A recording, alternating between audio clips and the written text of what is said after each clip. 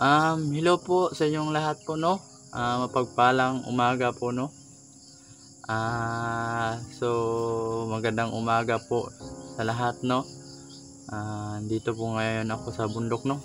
Inagahan ko ngayon kasi para walang init 'no, kasi kahapon dito ako nagtatapas ako ng damo, hindi pa natapos 'no. Ngayon magtatanim muna ako ng saging 'no, habang maaga pa. Para habang mahihintayan tayo na lumalaki 'no, na may ma-harvest tayo pagdating ng panahon 'no.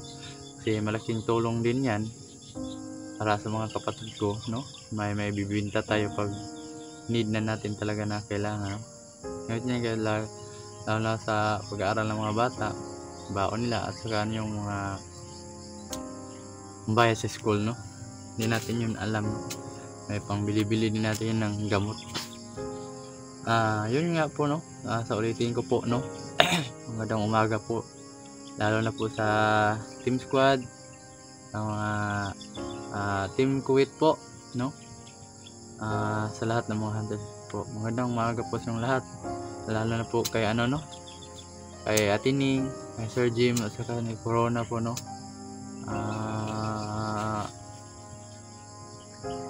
Sa lahat po 'no, na sumusuporta po 'no sa video ko po. Shoutout po kayo lahat 'no. Shoutout po sa lahat 'no, lahat ng mga solid supporter ko po. Salamat po sa lahat ng gabay at mga payo niyo na binibigay po niyo sa akin. Maraming salamat po 'no.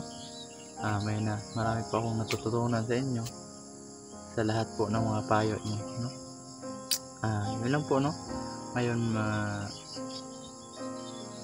kasi yung kapatid ko umaga na pumasok, mga 5 pa lang pumunta na sa school kasi medyo layo-layo pa yung paaralan 'no. Tapos naman ready ko na lahat ng mga baon nila ano. Maaga kasi kami gumigising mga 3-4 ganyan, gumigising na kami niyan 'no. Pag 5 yun, wala na siya sa bahay 'no. Wala na, nasa school na sila ngayon. Pinahatid sundo ko na lang yun kasi minsan pag ano yung motor ko, ako talagang maagang naghahatid sa kanila 'no. Kasi yung motor ko po sira 'no, hindi ko po na ayos kasi kulang naman tayo sa budget 'no. Yung budget natin pang bigas lang tayo, yung sinusiguro ko po talaga yung bigas no. Number 1 kasi yung bigas, naman yung motor dyan lang naman yan, hindi naman yan mawawala. O nga po, yun po no. Pasensya na po kayo sa ano ko no, sa cellphone ko no, medyo puti yung kuha niya, ma-blurred na po no. Pasensya na po. Pagtiyagaan muna natin po to no, kasi magagamit pa naman. Hindi muna tayo change ng cellphone no, kasi wala naman tayong pera pang change yan So ipagtiyagaan natin kasi magagamit pa naman po no. So yun lang po no. Kaya kumain po kayo ngayong tanghalian o nung sa labas po hapunan. Sa lahat po mag-ingat po kayo no, lalo po sa nandoon po sa ng ibang bansa no. Mag-ingat po kayo palagi no. Kung saan man kayo sa sulok ng mundo no, magtrabaho kayo para sa pamilya nyo. Ingatan nyo po yung sarili nyo dyan no, na hilayo po kayo sa mga sakit, mga disgrasya po no. Hindi lang po sa labas ng bansa no, lalo na po dito sa mga supporter natin dito sa Luzon, Visayas at Mindanao no. Mag-ingat po kayo lagi no. Number 1 po talaga yung magpe-pray po tayo lagi no, lalo na ngayon na marami ng mga trahedya no, bagyo, lindol, minsan baha no.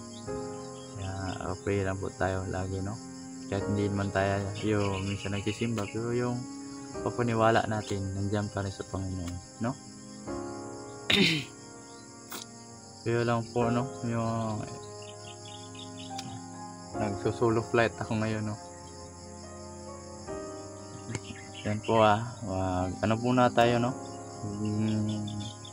Magkuha muna ako ng saging kasi try tatanim ko mga boss, no.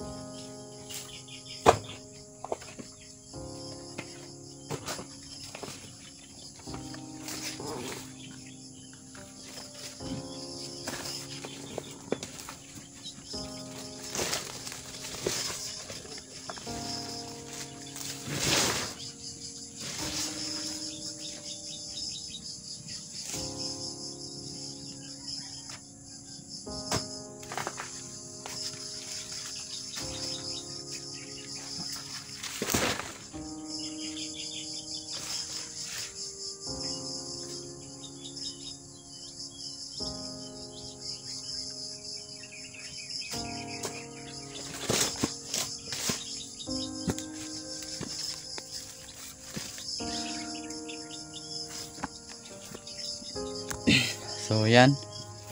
So yun mga boss, no. May dala ay tatlo na tayo nakuha, no. Tatlo na. May ano pa talaga akong tinanim na ano, kalamansi mga boss, no. So, yung mga bagong tanim na saging. May lansones rin, no.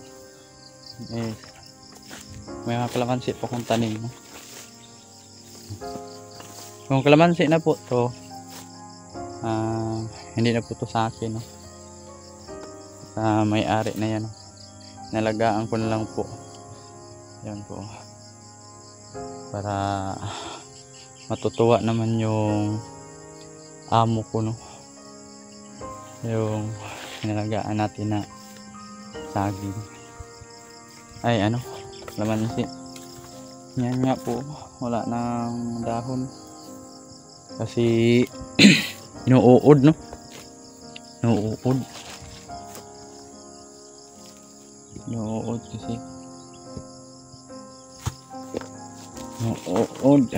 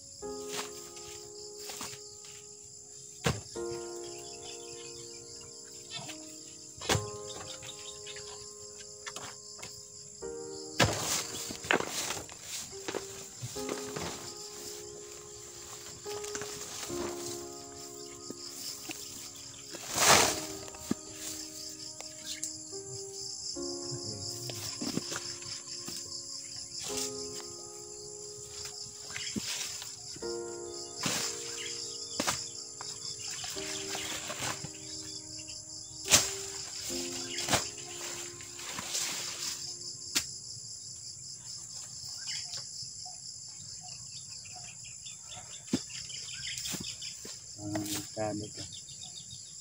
Bansi.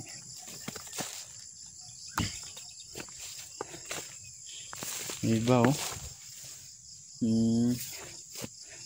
Namatay no. Ano yan dahil sa ano? Uod. May uod kasi. Ito kunin natin to. Kasi dalawa sila dyan eh. Kunin natin yung isa.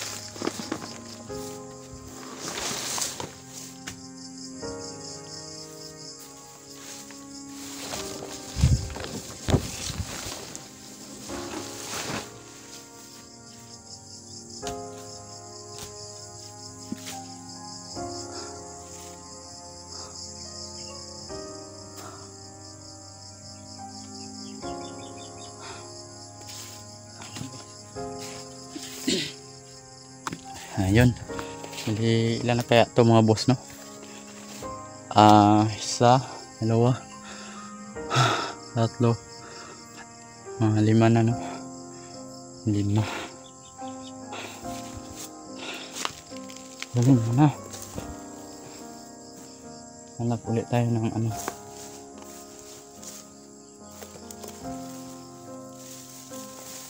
Ano yan dyan Bruno ha? Bruno? May daga Bruno, daga. Dito tayo kukuha. May nakita ko dito.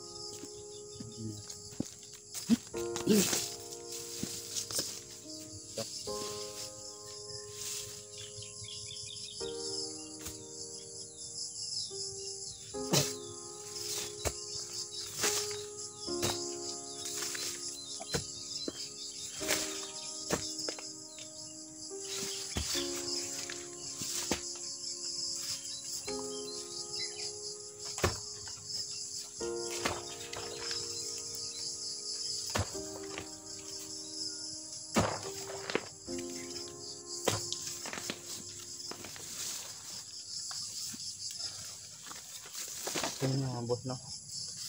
Sobrang taba ng mga saging no.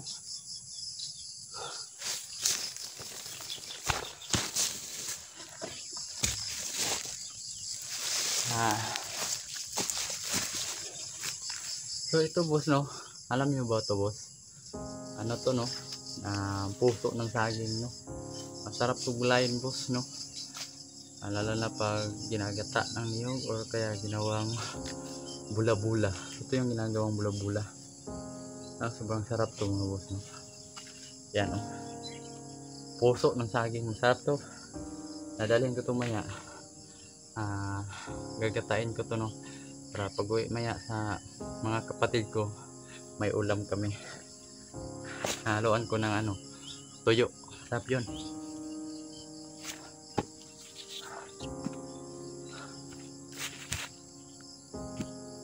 Yan. Yan boss no. Puso. No? Puso yan. Yan. Malaki na no. So natin po yung sa gitna. Ito. Kailangan mag ano tayo. Ayan dyan.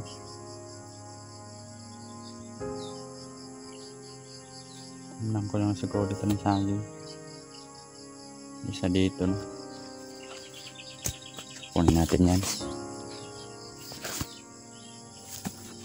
Yung pala. Kahapon, pagdating ko dito kahapon, may kalabaw, no? Kinain yung mga pananim ko dito, no? Ay naapak-apakan pa yung kalamansi. Limon na tinanim ng amo ko. Siyempre ako pagalitan nun. Kasi hindi ako nakabantay, no? Kaya sinabihan ko yung nag-araro kahapon dito, doon sa kabila. Boss, okay naman sa akin na magpakain ka ng kalabaw dito sa damo, no? Sa area dito, no? Walang problema yun. Ang sa akin lang po, bantayan nyo po yung tanim, no? Yung kayo po ang mag-guide sa kalabaw, eh. Wala naman yung utak nyo, may utak yung kalabaw, pero hindi naman katulad natin tao na, uy, ano to, halaman pala to, no? Hindi natin, no? Dapat sila yun, no? Sinabihan ko na dapat magbantay din kayo, no? Okay naman sa akin na makapakain kayo ng damo dito, eh. Wala namang problema sa akin yun. Eh, nakakatulong nga rin tayo, eh. Pero yun nga, pero hindi naman ako nag-guide. Sinabihan ko lang na boss, yung tanim kuso, yung iba na wala, eh. Na yung ko saan kasi parang nabunot na, eh, no? Yung durian ko na tayo nawala. Yung ko ninakaw kasi maliit pa yun, eh. Ganito yung mga namansi, napakapaka na. Mga saging kinain ng kalabaw, no? Siyempre pinaghirapan natin yan, pinaghirapan din ng amo ko yung kalamansi. Binibili pa niya yun, no? 20 isa, ayan, 35. Yan naman ako tatapal ng 35. Bantayan lang tayo, mapahol pa tayo, no? Matanggal tayo dito sa so, kaya nag-iingat ako dito, no? Lahat naman tayo siguro, no? Pag nagbabantay tayo sa lupa, iingatan talaga natin na hindi tayo makagawa ng no? Kasalanan para yung amo natin okay, no? Kailangan malinis yung kahit madamo yung sa niya po. Importante yung na-round weeding yung no? Mga pananim. Yun. Yung kahapon, nasabihan ko talaga na sunod boss na wag mo na dito ilagay yung kalabaw mo, no? Kasi baka makita ng amo ko, delikado. So, sa akin okay, no? Baka makita, madala pa ng barangay, no? Kaya ayaw ko na ganun kasi hanap buhay din sila, no? Sabi ko nga, doon lang kayo boss, maghanap lang kayo magpakain ng kalabaw, yung walang tanim kasi delikado rin. Kasi siyempre kahit saan ka man po magpakain, magpunta na pag may mga tanim, magagalit talaga yung may-ari, no? Ayun, sinabihan ko siya mga boss. Okay naman boss, hingi naman pasensya na po. Kung wala namang niya po, okay naman sa akin yun, no? Pagkain kayo sa bantayan lang, no? Wala problema yung basta bantayan lang. Ito yun, no? Napakapaka nila.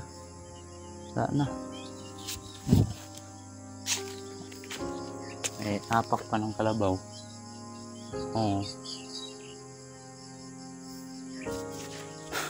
May apak ng kalabaw. Di ba?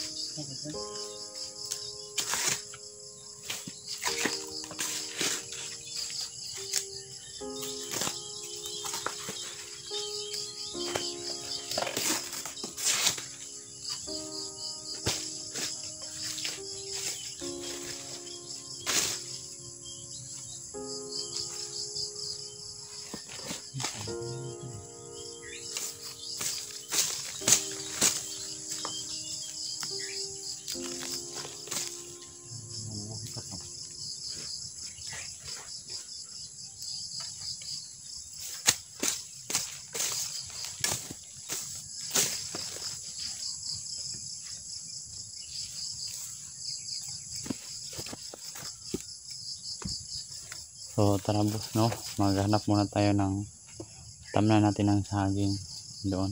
Tatapasan ko yung pataniman ng saging.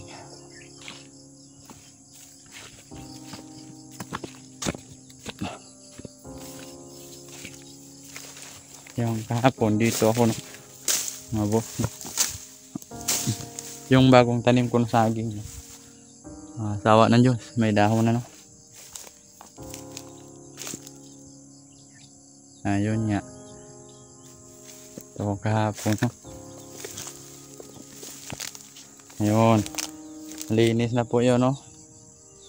Yan puno ng saging. Huwag lang, sobrang damo. So okay na. Ang importante, naanuhan natin ang damo, no. Yung na-round weeding natin. Ayun ang mahalaga, no. Kailangan muna natin magtapas ng parat. Ng saging.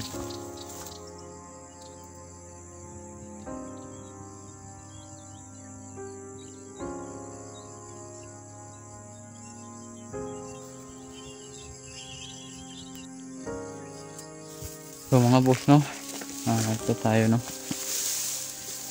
magtatapas tayo para taniman ng gitna yan, dito.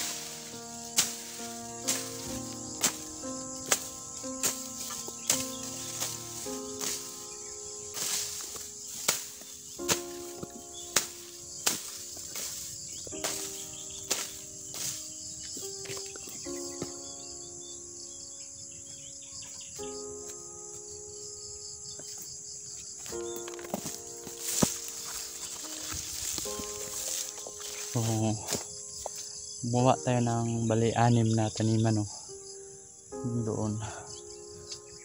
Isang araw katanim tayo ng 5, kaya isa, no, at least may tinatanim tayo araw-araw. Lagi mo sa, no, sa isang buwan, nabang namin minsan yung buwan nasa 31, no? Araw-araw ka magtanim 31, oh, di ba? 31 ka puno na tanim mo sa isang buwan, no? Saan mo hahanapin yan? Pupunta ka lang sa bundok, pahiga-higa ka lang, wag na, no? Pupunta ka nga yan ng bundok para magtanim-tanim, hindi magpahiga-higa. Kaya yung sa ibang mga no, masabi ko lang sa tulad ko, hindi dahil sa tayo mahirap, no, tulad kasi para kung yung kumpleto pa yung magulang, tulungan nyo po yung mga magulang nyo po, kasi nakakaawa naman po, no. Kung buhay pa lang yung magulang ko, hindi po sila magsisisi sa akin. Yung buhay pa nga si papa, yun, tumutulong talaga ako sa pagtatanim, no. sa tanim ng mga kahit ano-ano basta mabubuhay sa bundok, no? Ilang araw bigla ka na lang ma-shock na, oh, ang laki na pala yung mga pananim ko. Yun lang, no? Yan ang dapat nasa isip natin habang nabubuhay tayo, magtanim lang tayo, no? Wala namang bawal, no? Basta lupa mo yun, walang bawal kahit ano itanim. Kahit hindi ko nga lupa to, pero nagtanim pa rin ako kasi sabi ng amo, magtanim ka lang ng ano na dyan, no? Basta yung mga niyog, yung mga ibang pananim ko, lagaan mo, no? Magtanim ka lang saging, gulay, sa'yo na yan. Hindi na ako humihingi niyan. Amo, the best ka talaga, amo, no? Kaya alagaan ko talaga po para walang masabi yung amo sa atin. Kung dating ng panahon, kung anak na naman ang ipatrabaho niya, at least wala silang masabi sa atin, no? Yan lang po talaga yung tip ko sa inyo, mga yung nagbabantay ng lupa, no? Lagaan po natin kahit na medyo madamo yung tayong sa puno, malinis tulad yan. Yan kasi para yung niyog buboylo yan, no? Hindi matabunan ng mga damo. Parang sa ano pa, nakakahinga siya, no? Ikaw nga pag maraming tao pag ganun, hindi ka nga nakakahinga eh. Pares din yan sa mga tanim, hindi nakakahinga pag nabalot ng mga damo, no? Yun, no?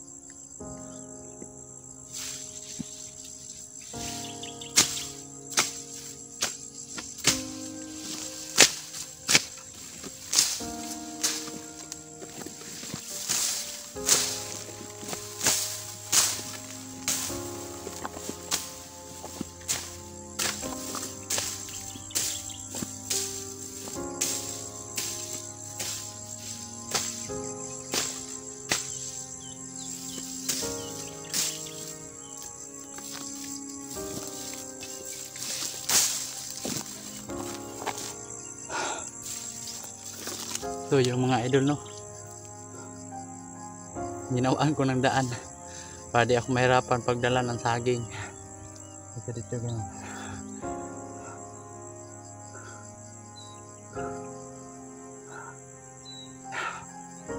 Bangkating damo. Bangkating, no? Yan. Di tayo mahirapan pagdala ng saging, no? Gawa naman natin ng daan to. Yan.